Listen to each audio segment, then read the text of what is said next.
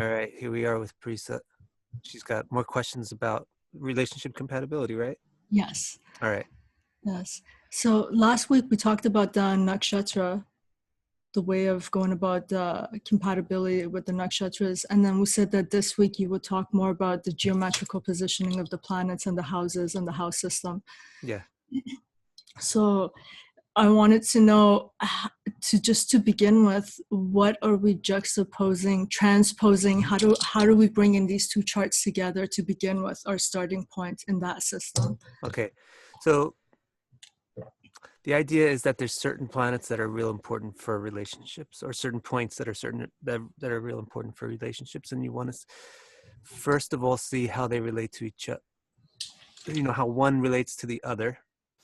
Then you want to see how they interrelate, and then you might want to see how other things pile on top of that. So, for example, the ascendant. Right, the ascendant is really practical. So it's important for anything. Right, ascendant is such an important point in astrology. The whole chart is based on it.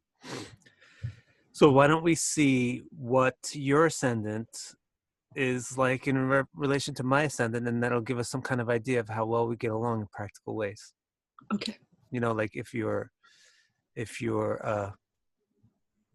schedule is, you know, like your daily pattern is, you know, everybody has like a daily pattern. Some people are night people, some people are day people, some people are neat, some people are messy. That's the kind of stuff that ascendant compatibility talks about. Okay. It can really get on your nerves, or it can like undermine if the person is really clashing with you, right? Yes. So what we would do is we should probably check that. We can do that.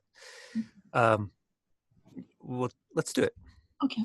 And now we're going to hear our friend announce that I'm sharing a screen. Yes. All right, let me make sure I don't have anybody's confidential information up here. Okay. And Drum roll. It's coming. it's coming. Ready? Victor Cara. Oh, also, I got to give a caveat about this software that I'm about to show. Vic Cara has started screen share. All right, so people who are noticing, they'll notice that I'm using Parashar's light. Okay. I don't actually recommend the program, I'm sorry to say. Okay. But I just use it because it's like nothing better. I don't recommend using it, but it's my only option. One thing about it is it runs on a Mac. But the other thing is I can use it because I know how to customize the heck out of everything. I write my own programs. And the nice thing about Parashar's Light is that it lets me export a file. That's why I tend to use it as the default. But if you're not like that, if you haven't written your own PHP code, I definitely recommend Kala instead. Okay. All right, so anyway, let's get, you know what? Actually, I just don't want to like show stuff I'm not supposed to show on the internet. Yeah. So I'm going to stop the sharing for a second. Just get your chart and my chart and put them together. Vic Cara has stopped screen share. All right, so here, I'm going to look for yours. Is your last name okay to say? Yes, it's fine. Okay, great. Is it going to show that I'm actually neurotic? Is it good? No. But you just revealed that. Yeah, you're okay, right? Your birth chart's okay? You don't mind? No, it's fine. All right. And then we'll do myself.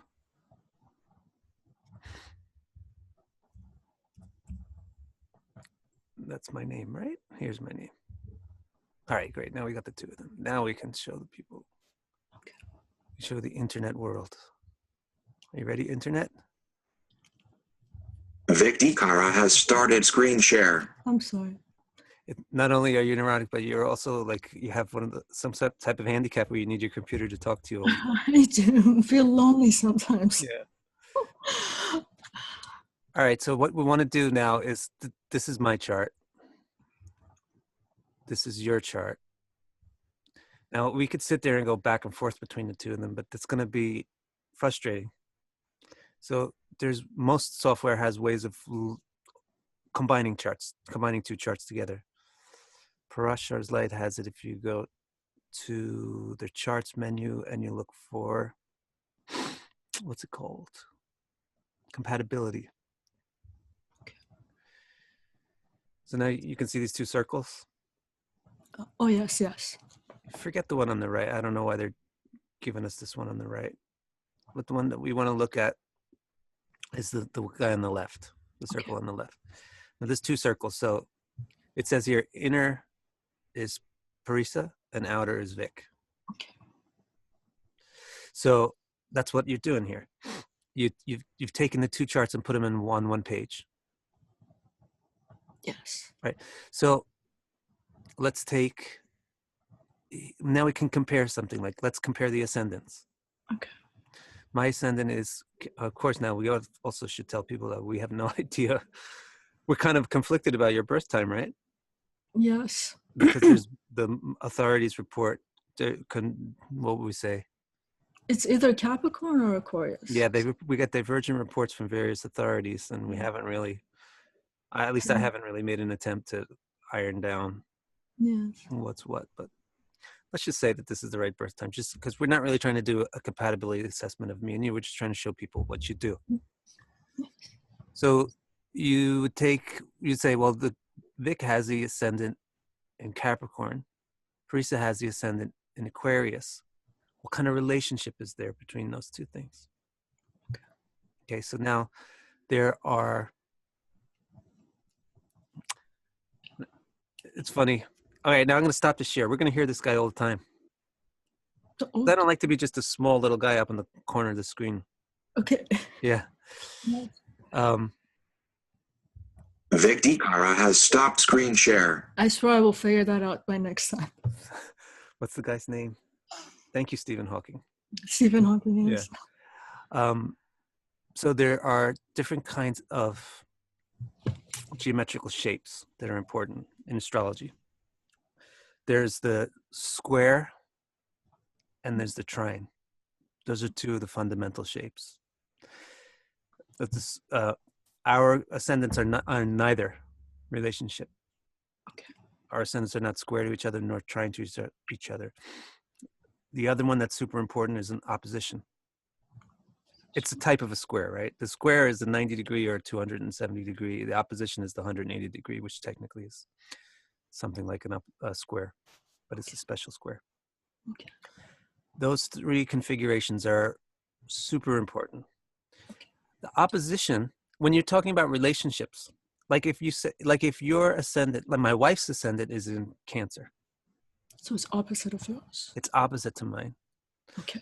And sure enough, I'm a neat person, she's a messy person. I'm a day person, she's a night person. I'm a this, she's a that, right? I'm a public extrovert, she's a private introvert.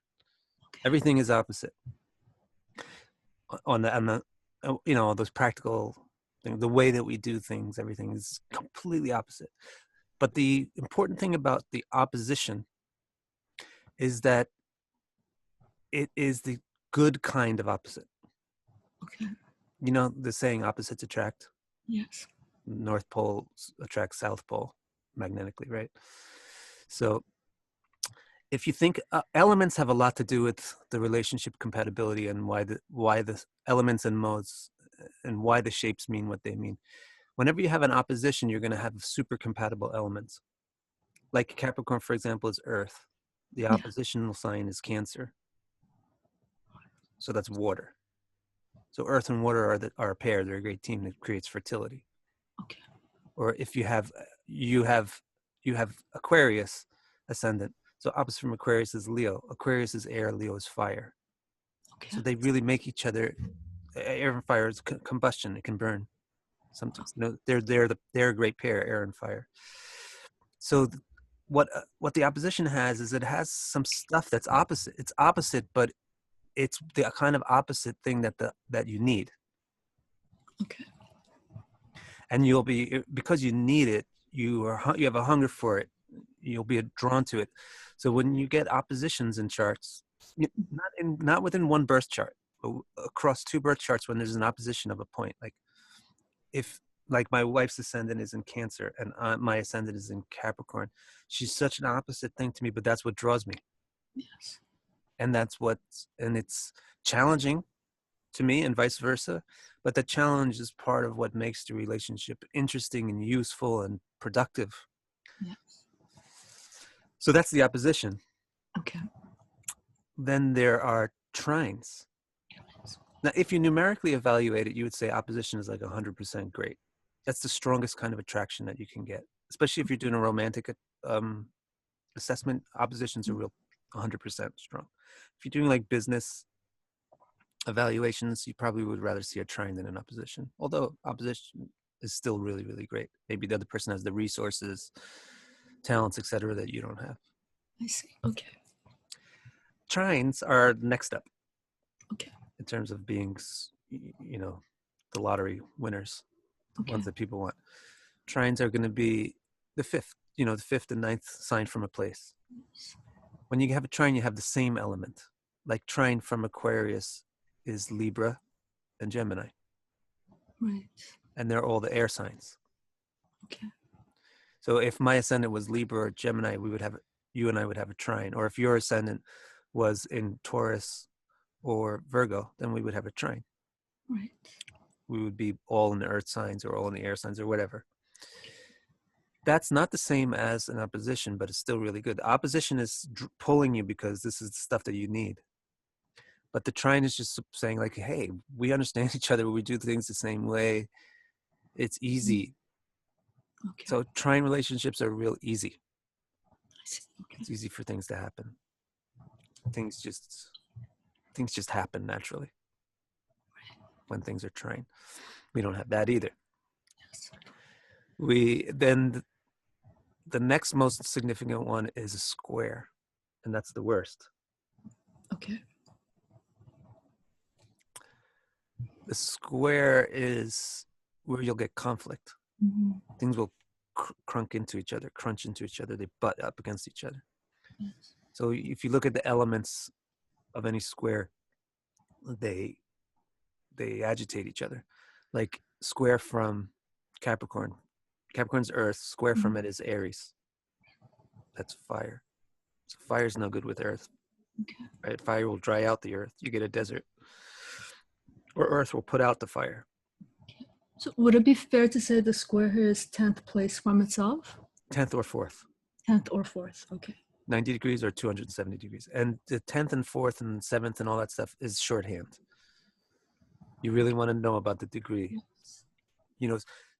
Somebody may have an ascendant in Cancer, but if my ascendant is at 23 degrees of Capricorn and that other person's ascendant is at like 23 degrees of Cancer, that's super, super intense attractiveness to each other on that ascendant thing. If mine is at 23 and somebody else's is at 3, too far. Yeah, it's an opposition, but it's not really Magnetic. strong. Yeah. So you also want to go beyond just the shorthand and look at the actual degrees. Yes. All right. So yeah. So like, for example, 4th from Capricorn is Aries. 10th from Capricorn is Libra. So air and earth also don't work well together. Right. Earth blocks the air, and the air again just dries out the earth. So, and you do that from anything, you'll see the same thing. Like if you go from Aquarius, you'll get an air earth block to the 4th Taurus, or you'll get, what would be the top one? Water, air. Water and air. What do they do for each other? Not much. Storm. Yeah. Yes. So squares are not so good. You get conflicts between the people. And again, if it's exactly 270, then it's really strong. If it's exactly 90, then it's really strong. And the other one is if it's in the same sign. Right? A square really has 4 points, but we're only considering the top and bottom, 10th house and 4th house, 270 degrees and 90 degrees to be bad. The opposition point, 180 degrees away, is great. And also the conjunction point, if it's in the same sign, like if your ascendant was in Capricorn and mine was in Capricorn, then that's also good compatibility, but it's on the opposite side. It's like the opposite of that opposite attract thing. Okay. It's just like sameness. We do things the same way. Right. So that's a good one too. Okay. So you basically, if it's a 0 degree or a 180 degree, it's really good. first house or seventh house is really good. 10th house or fourth house, 90 or 270 is really difficult in terms of the relationship. And then trines, 120 and 240 are fifth and ninth are very like blessed. Like things just happen automatically. Okay. Positive and things happen automatically. Okay. Those are the major ones that indicate some kind of something is strong here. Okay. Like in our case, it's just Capricorn and Aquarius. Yes. So it's not something, don't make a big deal out of it. It's Okay. not particularly great. It's not particularly not great. Right. Okay. Go ahead. So I was going to ask, so far, are we just talking about the assessment for the ascendant, or So this far. is any kind of, So far, but these shapes apply? work for anything. Okay. The shapes, the oppositions, the squares, the same, the trines, that will apply to anything. But so far, we're only looking at how it applies to the ascendant. I see. Okay. So you're left with a couple other positions that have no shapes. There's also shapes for those. It's going to be a sixth or an eighth house, Mm-hmm. or a 12th or a second house, or a third or 11th. Right. Okay. So 3 or 11 is basically half of a trine. A trine is 120 degrees, and 3 and 11 is 60 degrees. Okay. So the way that you interpret, if something is 3 and 11, like my ascendant is Capricorn, if yours was Pisces, or if yours was Scorpio, Mm-hmm. then that would be in that 311 position. Okay. Where it's pretty close to 60 degrees on either side. So that's like a trine, but not as strong. I see. Okay. Then the other ones, those are the ones that are just like neighbors. You know, it's like if your ascendant is Aquarius, then Capricorn and Pisces are like the neighbors, Right. or the neighbors of the opposition. Your opposition would be Leo, so then the neighbors would be Cancer and Virgo. It's 2, 12, 8, and 6. Yes. They're like unable to see each other. Okay. So they like kind of don't really get each other. Okay. But these are not big loud ones. Like the main things you look for are opposition, same sign, square, or trine. If it's one of these other ones, it's like, okay, it's a little bit good or a little bit bad, but no big deal. Okay. Yes. So we got like not really of the same. Theoretically, if your birth time is right here, it's like not really of the same nature in practical affairs. Okay. But it's not that much. It's not like it gets in the way of things. Okay. All right. Yes. So you would want to do that. Should we switch back over to the chart? Let's see. Yes. Yeah, let's switch back over to the charts. Victor Cara has started a screen share. Almost. Kara has started screen share. Okay. So you want to do that now. For relationship compatibility, like for a marriage or a romance, you have 4 points that are real important. Ascendant is important for anything. Moon is important for anything. Yes. But especially for romance, or especially for friendship, even anything, right? Yes. And the sun is important, especially if it's going to be like a long-term relationship. Okay. And Venus is important just for the romance and beauty and everything of it. Okay. If you want to do something else, other kinds of relationship compatibilities, you can research. The other points might be, you know, Okay. like business compatibility, student-teacher compatibility. You might look at other things. But another thing about these 4 points is that they're quick. They move quickly. Yes. So they're very personal, and this is another reason why we use them. We might also, therefore, think about using Mercury. Okay. All right, so then if we apply this, let's look at these 2 charts that we have on screen, yours and mine. So your moon is in Aries, mine is in Gemini. So what shape is that? So that's going to be a kind of a trine. Right. It's like a semi-trine. So it's Semi-trine. pretty good. Yes. So what does the moon thing tell you all about? Well, it tells you about what kind of things a person wants. Because moon is the mind. Mind is the home of your desires, opinions, emotions. So if there's compatibility in the things that people want, the opinions that people have, the subjectivity, if the subjectivity is compatible or not. And the feelings, another important thing about moon compatibility is, do the people understand each other? That's really what it really plays out to. Do they understand each other? Because that's what subjectivity and opinions and wants are all about. Are their mental lenses in the same place? Are they looking at the world from the same angle? Do they understand? Are they able to relate to each other? When the moon compatibility is bad, you find, oddly, it seems odd, but it means like no communication. They just can't connect. Right. All right, so then Sun, Yes. yours is Gemini, mine is Leo. Yes. So it's the same shape, right? It is. So again, it's like pretty compatible. And then Venus, Yes. we have a trine. You see that? Yes. We're trying because mine is, yeah, they're both Earth. That's the easy way to see it. Mine is Virgo and yours is Taurus. Yes. So they're both Earth signs, so it's trine. So that gets along great.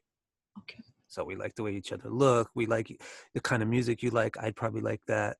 Yes. Kind of foods, the flavors, the colors. What do you think? What you think would be a fun Friday night? I would probably think would be a fun Friday night too. And that's what Venus is all about. Okay. So that's how you do things.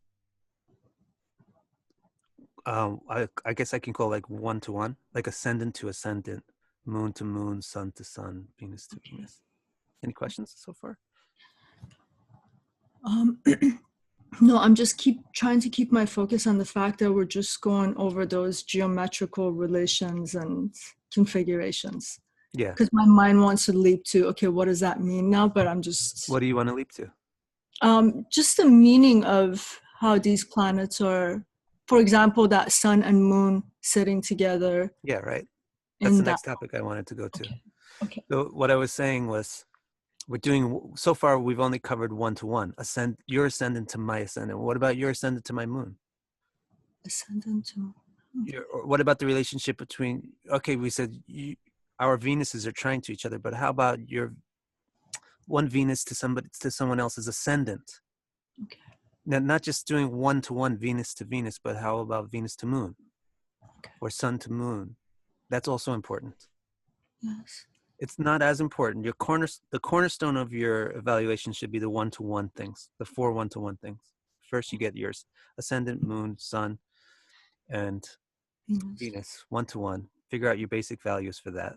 Okay. That's what I do. I kind of like do everything by math and numbers. Okay. So that's how I was able to do a compatibility report. Can I ask a question? Because I know this is going to be a topic. Jupiter is often considered as a relationship planet, but I know it wouldn't be considered an interpersonal planet because it takes a long time, right? Yeah. Do we take that into consideration or no? Please don't. I don't think Jupiter should be considered a relationship planet. Okay. I think I did a video about this recently. It's like, Yes, that's okay. just some strange cultural. I think that's just a strange cultural weirdness. Okay. Where they say that that Venus somehow can't represent a man or something. But Venus represents your spouse, your partner. So if it's in a woman's chart, that's about your man. Mars isn't, I don't know. And also, like, Jupiter is the guide or something, and the husband or the man is like your teacher. That's just weird. I don't follow that stuff. Okay. To me, it's just Venus. Venus is your spouse, your partner. Okay. Got it. Now, however, this is going to be the third layer of what you want to do is you want to see, like, is Jupiter affecting one of those 4 key points? Okay. Right? So, for example, your Jupiter is trine to my Venus. Yes. Right? Yes. And my ascendant. Right? Oh, yes. So, and Jupiter has 100% aspect on the trine. Now we're not just talking about shapes, but now let's see if your planet can aspect or conjoin some point in my chart. Okay. That's what you do with the other planets like Rahu, Jupiter, Saturn, Mars, Mercury. Yes. If they aspect or conjoin one of those 4 key points, then that's something else to consider. And if it's a benefic planet, then it's a plus. If it's a malefic planet, it's probably a minus, unless it's like what we have there with the sun Mars. Yes. They're My pretty. sun, your Mars, they're exactly the same spot. Yes. Well, that's good though, because they're both malefic planets. Right. Yes. We can go to war with that setup. Right? We would be a good. I like that interpretation. All right. So yes. So let's say Venus. So can you pick out one? You want to pick out one shape of like, but not between moon and moon, but moon and something else? Okay, so for instance, my sun to your Jupiter, but they're too far in degrees. Don't worry about your sun to my Jupiter. Oh, okay. So what am I looking for then? You got to keep your eye on those 4 things. On those 4 things. Okay. Ascendant, moon, sun, and Venus. Okay. Although, all right, your sun to Jupiter, it's not in a, No. my Jupiter aspects their early degrees, Yes. the late degrees of Gemini. Yes. And your sun is at the early degrees of Gemini. Yes. But there's your ascendant and the Taurus, the 4th house. There is a trine there, right? Right. Between this ascendant and Venus. Yes. And then there's a trine between my ascendant and your moon. Right. Okay. And there's a conjunction between your sun and my moon. Yes. And there's a trine between, no, there's a trine between my Venus and my ascendant, but that's irrelevant for the relationship compatibility. There's a square between your Saturn and then my Mars and Saturn, right? Yeah, but like I said, we don't care too much about those planets. Okay. Just how they affect. We don't care about how much they affect each other. We care about how much they affect the ascendant, the moon, the sun, or Venus. Okay. Okay. Yeah. So you did some good ones already. Okay. You see anything else though? There is no, but there again the degrees. Because I was going to say your ascendant and my Saturn are having that opposition situation, but they're too far in degrees again. Oh, that's why are they too far in degrees? They're good in degrees. Your Saturn is at the end of Cancer. And you're okay. And my ascendant is at the end of Capricorn, so they're almost exactly opposite. Okay. Yes. And so that's a case where we care about Saturn because it's affecting one of the 4 key points. Okay. It's affecting the ascendant. Yes. So what would that mean? You got to be now here you get into how do you do interpretations of things. Yes. So don't forget, you have to follow the same principle that you do with any astrological interpretation, which is context first and then down into specifics. So like for a relationship compatibility, first look at the 4 geometrics that we, what's the ascendant to ascendant, what's the moon to moon, what's the sun's. Then look at the other possibilities between the 4s, like ascendant to moon or somebody's ascendant to the other person's Venus. That's the second step.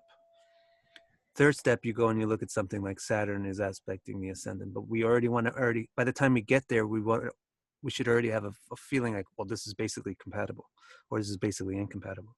Okay.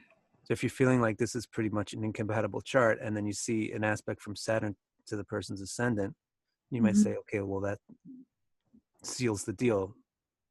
Now I'm pretty confident that this is not a good compatibility because Saturn is a negative planet. Right? Yes. And then you may say, but Saturn is the Lord. You got to now you have to do all of your interpretational techniques, but Saturn is the Lord of that ascendant. My ascendant belongs to Saturn, right? It's in Capricorn. Okay.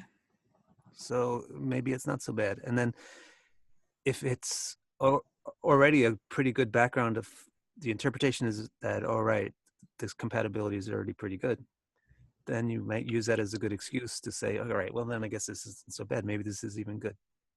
Yes. It's strengthening or something. It's making it perseverant and able to overcome trials Okay. if the Saturn is involved in something in a good way. So now I have a question. So we're looking at your ascendant in relation to the Saturn in my chart. So would that be the effect of your ascendant on my Saturn, or is this a mutual thing that's happening to you too?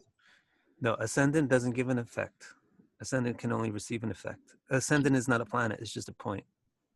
Okay, so this is how my Saturn's affecting your ascendant. Right. But if it was something else, like how about, let me see, is there something, how about the sun and moon? Well, then that's another thing. How about your Saturn, no, my Saturn and your Yes. Venus, they're kind of close.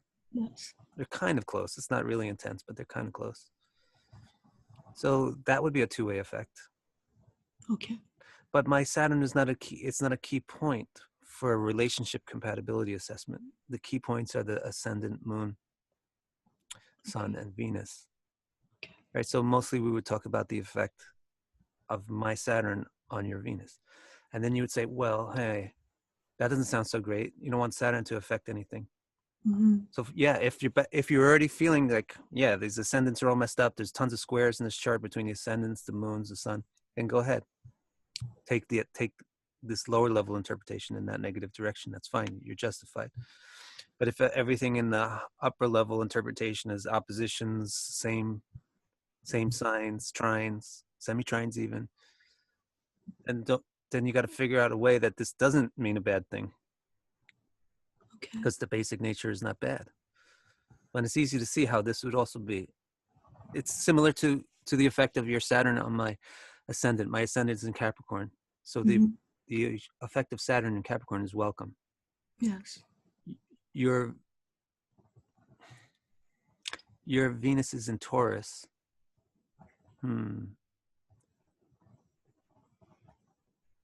Well, Saturn is okay in Taurus And with Venus. because it's an Earth sign. It does good in Venus's signs. Mm-hmm. You could get out of it something like that, you know. This is Saturn in an Earth sign, so maybe it's just going to make it more stable, even if it's not always so beautiful and so rosy and everything. Right. But I think one thing that we skipped talking about is the relation, how you interpret. You just found a bunch of the geometric shapes between the 4 key points, but we didn't talk about how to interpret any one of them. Okay. So I think one of the real interesting ones is your sun and my moon are pretty significant. Mm-hmm. Like if we go through all the things, your ascendant is in a 212 position to my ascendant, but it's not exactly on the same degree, and 212 is not that exciting. Okay. Our moons are in semi-trines, not exactly, and semi-trine is not that exciting. Our suns are in semi-trines pretty exactly, actually. Mm-hmm. All right, so that's a good one. And even though it's a semi-trine, this is pretty exact. My sun is at the beginning of Gemini. Your sun is at the beginning of Leo. That's almost exactly 60 degrees. Yes. So things that are related to the sun, like a sense of identity, understanding who the person really is, not being confused about who the person really is really strong between us, even if your birth time is wrong. That's one thing about relationship compatibility, is even if you don't know the birth time, it's only going to affect the ascendant, Right. Yes. which is maybe 25% of your key calculations. So you still get like a 75% reliable chart, even if you have no idea when you're born, what time you're born. All right, so that's one of the key parts of the relationship then is, hey, there's a lot of stability there in the 2 suns. Yes. It's also, suns are also good about following orders because it's authority. Yes. So you're always so compliant, right? It works well for me. Yeah, Venuses are trines, but they're not exactly trine, right? So it's really, the sun was the first thing that I would put a gold star next to it. If I was reading this as a compatibility assessment, I'd put a gold star next to the fact that, all right, these suns are important. And the other thing I would say is look at that sun and moon. They're exactly together. So I'd put a gold star next to that too. This is an interpretation I really want to pay attention to. Okay. So what it means is Gemini, right? Gemini is really helpful for us. Yes. Like it's easy to if I could see, it's easy to tell jokes. It's easy to communicate. It's easy to relax. Yes. And we do tons of communication. Our whole relationship is on the basis of communication, right? Yes. That's all we do is just communicate and words. Yes. So Gemini is really good for us because it's our sun, your sun and my moon are exactly together in Gemini. So that's that sameness thing. Right. They just operate the same way. Okay. Yes. And another one was your sun, my sun and your moon. Yes. Not super powerfully, but just to give an example of how you would interpret that. You're going to say it's really easy. Things will happen naturally between the moon and the sun. So now, since from one direction, your sun to my moon is very positive, and my moon to your sun is very positive. So the sun-moon connection is real strong in this compatibility chart. Okay. Right? That's the same thing that you want to do. The same principle is like the way that you would analyze transits. And people who have looked at transits look at the same kind of wheel like this. Yes. You put the birth chart in the inner wheel, and you put the current positions of the planets on the outer wheel. And then when you see something like, oh, Saturn is aspecting K2, and Saturn is aspecting the person's K2, and K2 is aspecting the person's Saturn at the same time, then you put a gold star on that time and you figure out the interpretation for it. You say, oh, this is an important thing. It's the same way if there's relationship compatibility between two people and both of the suns are in the same degree in Gemini, and then the sun and the moon are the same degree in Gemini, and then one person's moon is Aries, the other is Leo. You're trying. You say, hey, the sun and moon are connected both ways. Yes. Make sense? Yes, it does. Yes. Okay. What else? Any other questions? In regards to this, none that's coming to my mind at the moment. I probably will later. Yeah. So then you want to the third level. Yes. You'll want to look at the effect of benefics or malefics to those key points. And that's what we touched on before when we were talking about Mars. Yes. Generally, you'll have malefics make negative effects. Okay. And benefics make positive effects. But you can put some other principles in there to modify it. And you'll want to put it in the context. This is not the most important thing in the chart. And the most important thing was the relationships between the four key points. Second most important thing was the relationships amongst the four key points. Yes. And now we want to look at the other planets, benefic and malefic, and how they're influencing those key points. Okay. So there's nothing really too much. We already talked about your Mars and my sun. Yes. As being a pretty good influence because they're both of the same nature. So we modified the malefic rule there because it's affecting a malefic. A lot of times you'll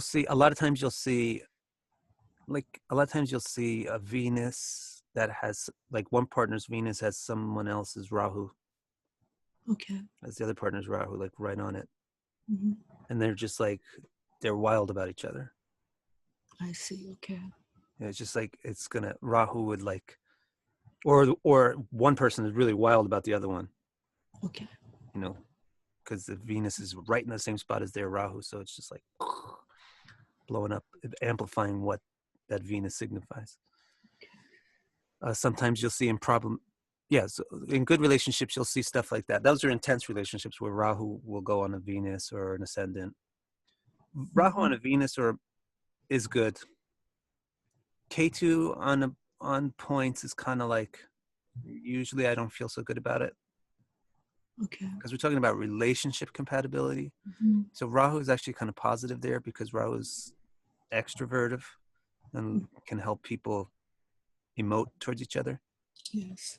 But Ketu is introverted and it's not gonna really, it's not, I don't consider Ketu such a great thing for relationships Okay. because it pulls people into themselves, pulls them apart.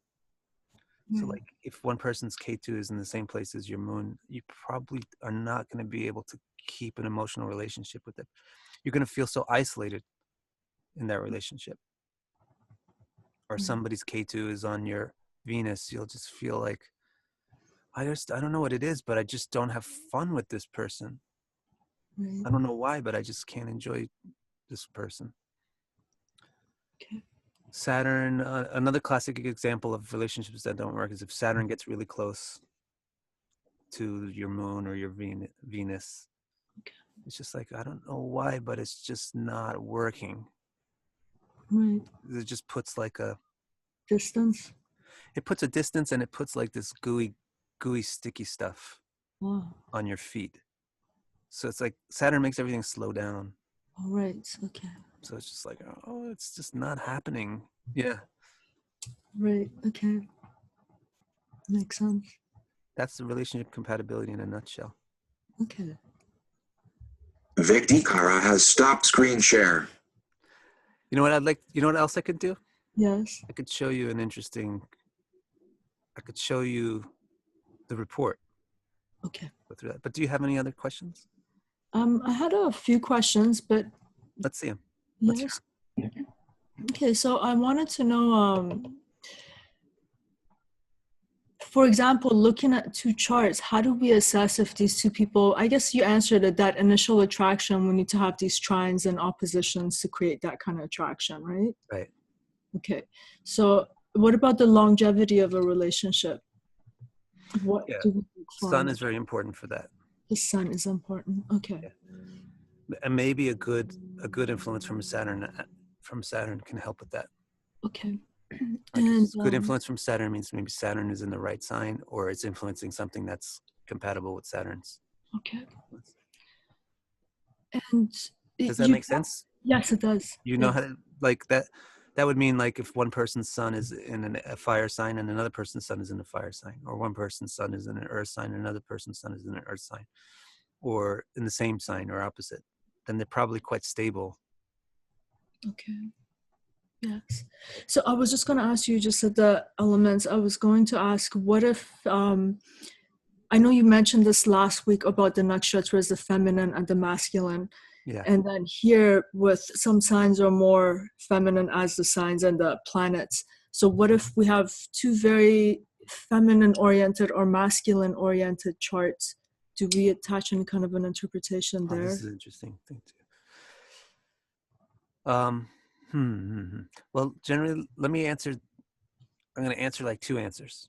Okay. One is the elements form genderal pairs, right? Earth and water are both female. Yes. And fire and air are both male. But the water is very female. And fire is very male. Okay. Earth has some masculinity already mixed into it. But it's primarily female because it's still fertile and bountiful, gives you things. And air has some femininity mixed into it. But it's still male because it's pretty independent. It's still independent and right on its own. So that's one of the reasons why fire and air work good together. Earth and water work good together. But going across the borders doesn't work. You know, like water and fire. You know, like Cancer and Aries, they're square to each other. Yes. That's water and fire. And they'll put each other out. Right. Okay. Earth and air, it's not as dramatic a square as water and fire. Okay. So that's one principle of male-female thing. But this is a whole nother level. Now, what if one person's chart has ascendant in a male sign, sun in a male sign, moon in a male sign, and the other person's chart has just the opposite, ascendant in a female sign, sun in a female sign, moon in a female sign, Right. they're probably not going to get good shapes. Can you explain? Good. It depends on the The shapes. cards. Okay. Yeah, actually, it depends on the shapes. Maybe this is a case where one's male, female, great. That's opposites attract, right? Yes. That's a case where, bam, these two people just are super attracted to each other. One is super male and one is super female. Or maybe it's a case where this guy's totally male, can't understand the feminine point of view. This woman is totally female, can't understand the male point of view. They're never going to get along. Right. So the way that you would sort out the difference is to see what kind of shapes, geometric patterns, those positions actually form. Okay. So let's say if, for example, if somebody's ascendant is in Capricorn, that's a female sign. So what could be the male signs would be Sagittarius or Aquarius, but it's no big deal. That's not an important shape. Libra or Aries. Those are male signs and they're square. Mm-hmm. So that's going to be the case where one has a feminine attitude. Yes. The other has a masculine attitude. They don't understand each other. They clash with each other. Okay. But another one could be the opposite sign. Cancer is a feminine sign. Oh, no, they're both feminine signs. Sorry. The other one, I guess, would just be Gemini and Leo, the other male signs. Not so much. So again, it depends on the shape. If you got one thing that's male and the other one that's female, that could mean they can't get along, or that can mean they just click great. Okay. If it's a square, then it means they can't get along. I see. Otherwise, it's probably good. Okay. Probably helpful that one is male and one is female. But not too much. Don't make too much of a big deal about it. It's more about the shape. Okay. But the interesting thing that I thought about the way that you asked the question was, you said, what if one person's... Wait, let me check my schedule. I want to make sure I'm not... I got 4 more minutes. Good. Yeah, okay. I have actually a little bit of time Okay. because I have like a 30-minute buffer to my next appointment. So we got... the way you asked the question was like, what if one person's chart is very masculine and the other person's chart is very feminine? Yeah, masculine oriented or feminine, yes. Yeah. So that actually brings up a real important point about what a compatibility reading really is and what its limitations are. Okay. The compatibility reading is just showing you the compatibility between the people. It's not telling you anything about the people. It's just showing you the compatibility between them. Okay. So, two thieves can be really compatible. Mm-hmm. 2 teachers can be really compatible. A teacher and a thief could be really compatible. So it's a chart of their relationship? It's a chart of how compatible they are, but it doesn't really guarantee. A compatible relationship doesn't guarantee a good relationship. Okay. It just guarantees a relationship that's easy to get into and hard to get out of. I see. Okay. Compatibility is like how much you get drawn into the relationship and stuck to it. Okay. Usually that's good because usually relationships need that. Mm-hmm. But if the people have charts that fundamentally have no good indicators for relationships, it's better if you don't get a compatible relationship. Get out. Yeah, then you could be able to get out. Or you just wouldn't get drawn in the first place. That's an important point. That's an important point. Yeah, it's a very important point. That's why if you really want to do a compatibility reading, you got to do a full reading, not just a report. I see. You have to have an astrologer look at your birth chart and your partner's birth chart. Get a pulse if they're on the same page with their destinies. Because if one partner's destiny is to be, is to marry a career-oriented person, and then the other person's chart is not to be a career-oriented person, it's just, how is that going to work out? Yeah. Or if one person's chart is to win the lottery and the other person's chart is to go to jail, how is that relationship is going to work out? Even if it's compatible, it wouldn't be a positive compatibility. I see that. So Yes. that's one thing you want to do, you want to look in the chart and see, like, is the person supposed to marry this kind of person? And does this person have a good relationship overall?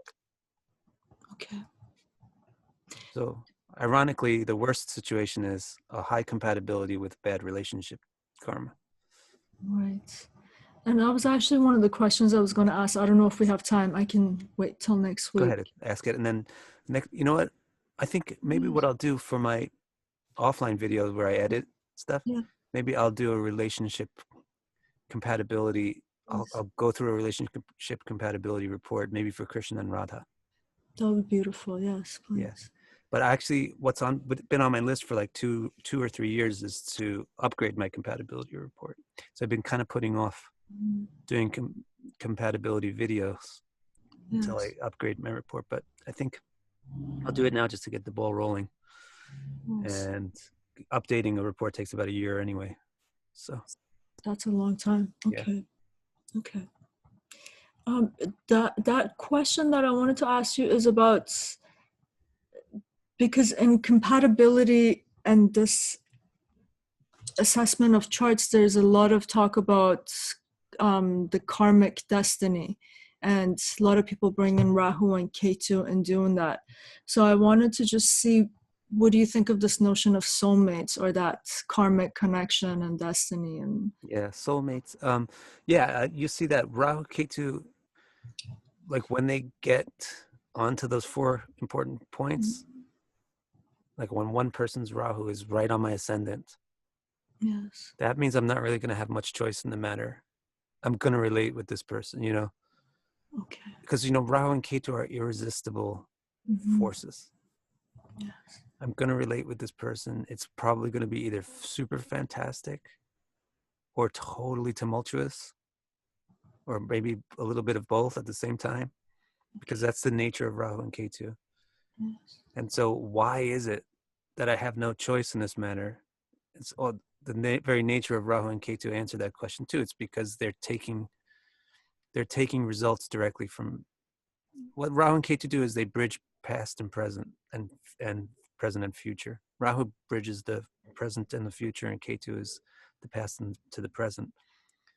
So what you're indicating, like these karmic cause and effect links that aren't obvious, because Rahu and Ketu are sudden, irresistible things. So if that's what you want to call a soulmate, then you can say, like, yeah, I must have been relating with this person in the past life. But that's not the only way you can see if you're relating with the person in the past life. Okay. I mean, just if there's huge compatibility. Wait.